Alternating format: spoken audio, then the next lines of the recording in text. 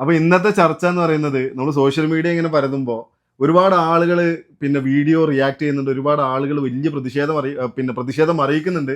സംഭവം വേറൊന്നുമല്ല, Mallu ട്രാവലറിന്റെ social media സക്കാത്ത്. ഇതാണ് വിഷയം.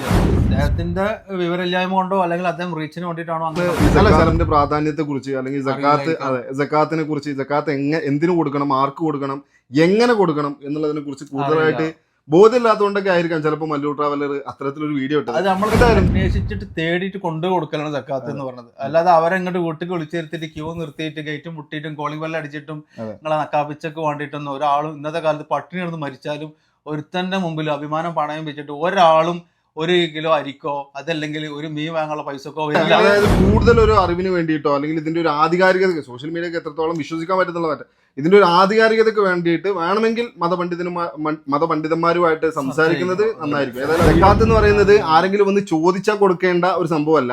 അത് നമ്മൾ മനസ്സറിഞ്ഞ് നമ്മുടെ സമ്പത്തിന്റെ 2.5%, അതായത് നമ്മുടെ സമ്പാദ്യത്തിന്റെ 2.5% പിന്നെ അർഹതപ്പെട്ടവരിലേക്ക് എത്തിക്കുക എന്നുള്ളതാണ് സക്കാത്തിന്റെ സംഭവം. ശരിക്കും ഇത് ദരിദ്രര്, അവശര്, സക്കാത്ത് ശേഖരിക്കുന്ന ആളുകള്, അടിമകള്, അതേപോലെ ഇസ്ലാമിലേക്ക് ആകർഷിക്കപ്പെടേണ്ട വ്യക്തികൾ, അങ്ങനെ ഒരുപാട് കാറ്റഗറി ഉണ്ട് ഇതിലൊക്കെ.